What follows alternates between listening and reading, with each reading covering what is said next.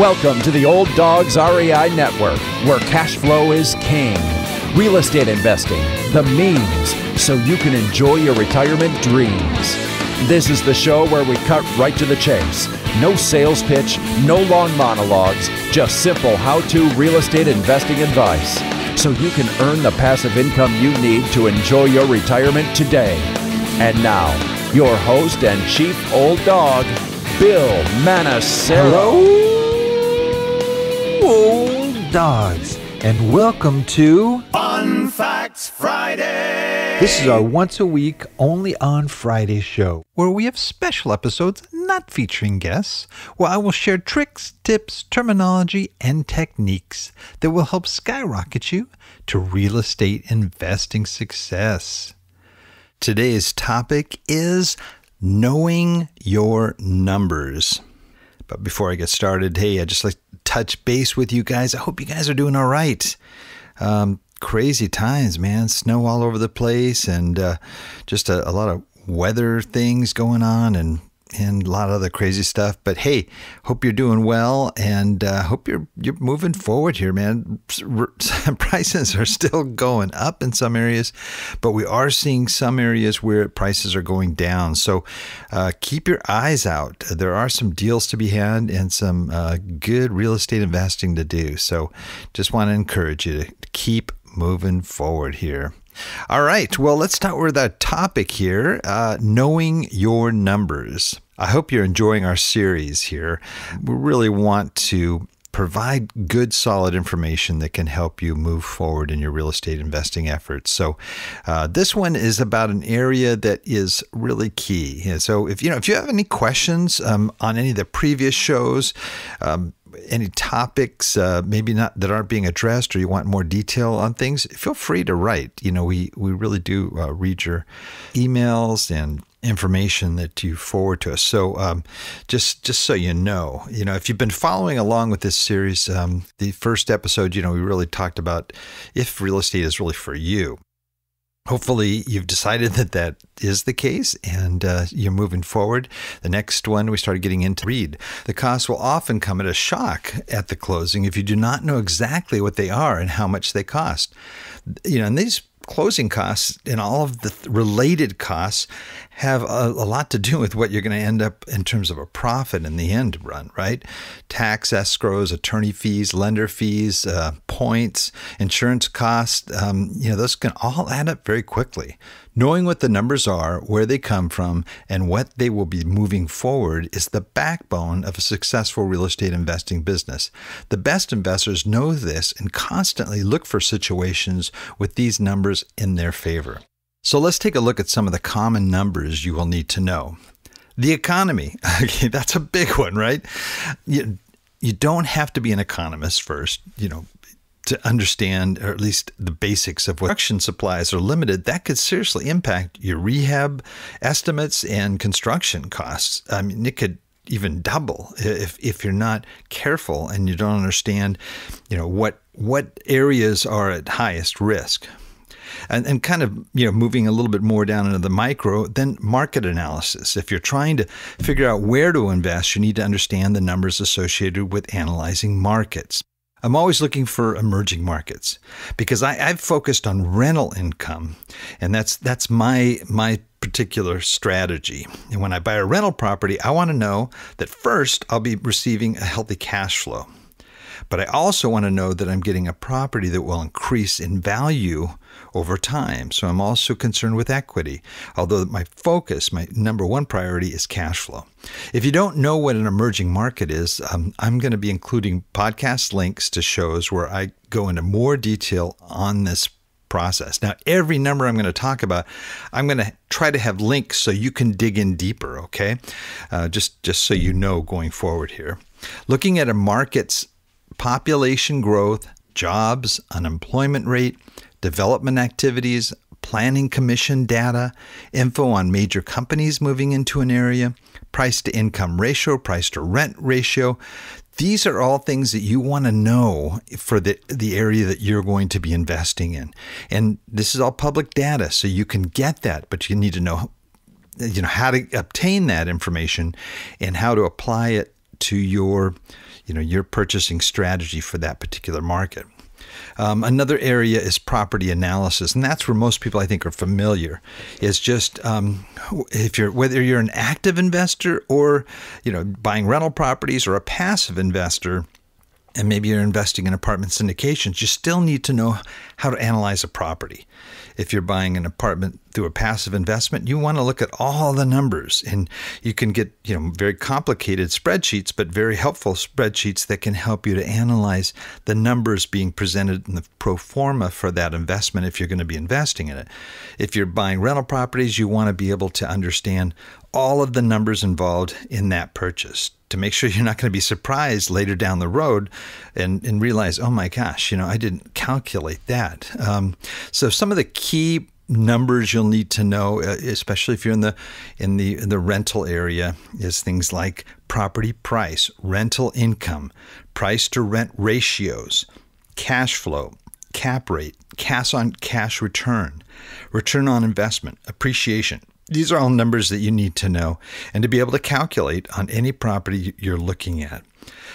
That's more on the sort of the income side. On the expense side, and primarily on the monthly expenses, you need to know things like your monthly mortgage payment, property taxes, insurance, HOA fees, vacancies, legal fees, turnover expenses, property management fees, accounting, travel, and administrative fees, repairs, maintenance, landscaping, lawn, care, that kind of thing. And if it's in a winter area, where you have snow, snow-related expenses, shoveling and salting, and who's going to do that?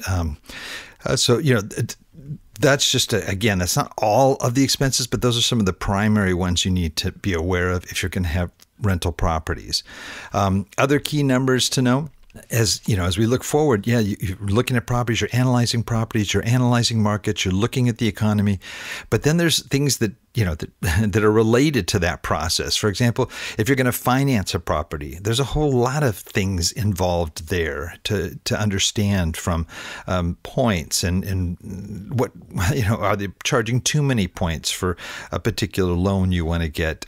Rates tied to indexes. Sometimes you have a fixed rate, and sometimes you'll have maybe it'll be a fixed rate for a period, and then it'll go to a more, a rate tied to treasury bonds or something like that.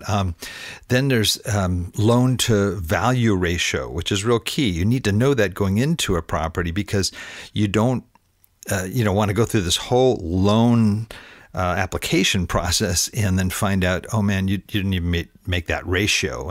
And a lot of lenders have fixed ratios in terms of what the loan to value ratio should be. Down payments and how that affects your purchase and your interest rates, appraisal fees, inspection fees. Those are a lot of things related to the financing side. Understanding closing costs, and that's a key one. I mentioned that earlier. It's just before you go into the deal, so that when you arrive and you're negotiating on this price, you're taking all of that into account, so you know what your bottom line is going to be. Then there's areas of real estate investing, like for flippers, where they need to know about APV, after repair value. That's a key factor, and if you have that one off, you could totally lose your profit there. So you have to be able to understand that and everything that goes into it: renovation costs, carrying costs, etc.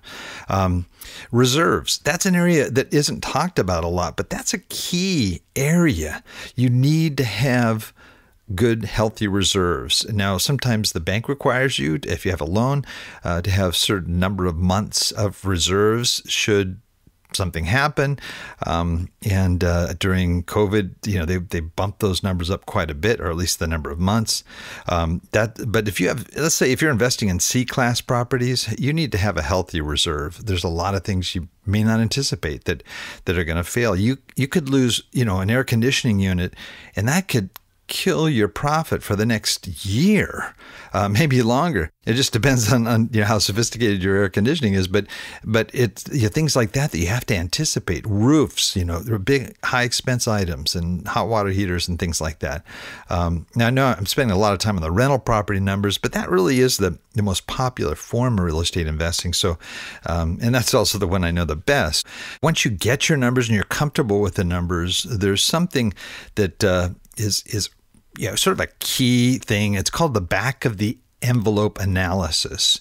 And this is what a couple of investors will sit down and do. Maybe you've got somebody that wants to fund your project, and you're sitting down in a restaurant, and you have an envelope or you have a napkin, and you're writing out numbers. Okay, and making decisions quickly is sometimes important because you're buying good deals, and it's a numbers game. You've got to act quick if you're going to get this great deal. I think, again, I talked about practicing. And if you're practicing analyzing properties and you get a good feel of the key numbers here, you'll understand this, what we call the back of the envelope analysis.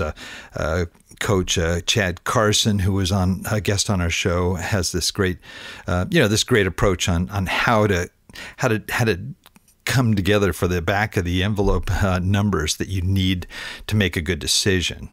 What you're basically looking at, in this kind of an analysis of a property is income and equity. With income, you're going to look at factors like the gross rent multiplier, which I mentioned a little bit earlier. There's also something called the 1% rule. The rent should be 1% of the purchase price of the property, or 2%. And some people say, I don't follow any of those rules, doesn't apply in my area. But it's been a safe one for me. I like it. And I think that a lot of buyers look for that too. So if you're going to sell your properties, cap rate, really key for your properties, especially as you get into commercial properties. NOI, your net operating income, another important one. The 50% rule as it applies to expenses. Sometimes, in fact, the analyzer that we have on our website, the free one, uses the 50% rule for quick estimates of what expenses will be as you're factoring out and looking at 50 apartments that are 15 different properties at a time. And it's a good rule of thumb. Again, there's a lot of reasons why that might not apply depending on the situation and the type of property.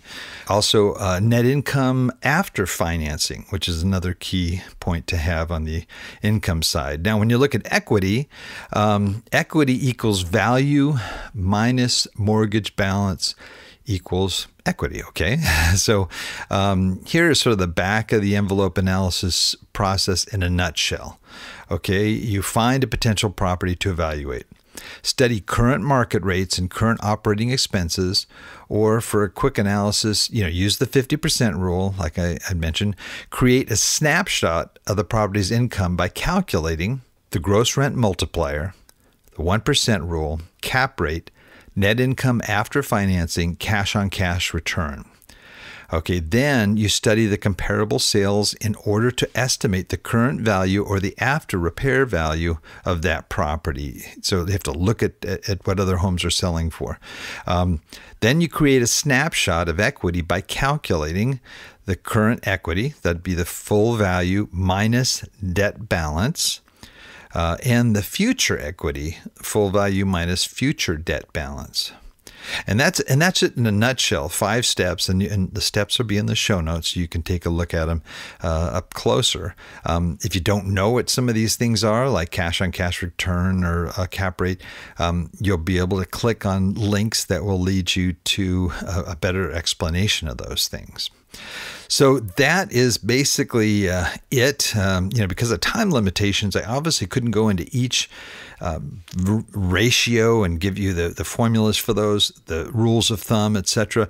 But I think that's a good overview. And if you want to dig deeper, I invite you to do that. For example, if you aren't familiar with cap rates, there will be a link there to a show or an article or both that explains what cap rates are, why they're important, how to calculate them, and how to apply them in your property analysis.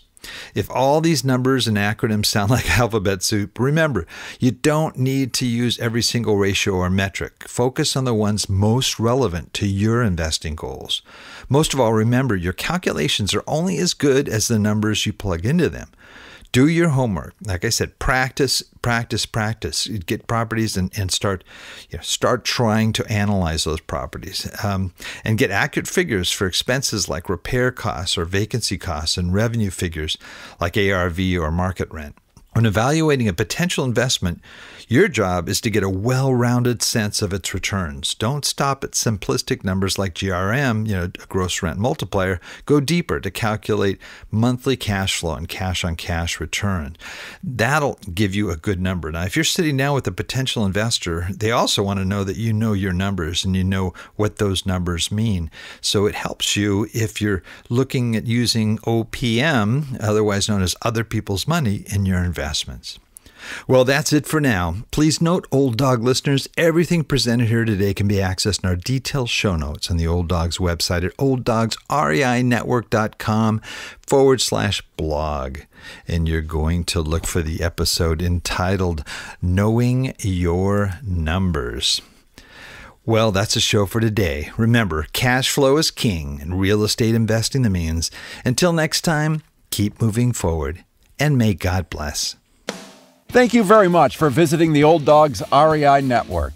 We would greatly appreciate if you would stop by iTunes and let us know what you think of the show. We would love if you could subscribe to the podcast, give us a 5-star rating, and write a review.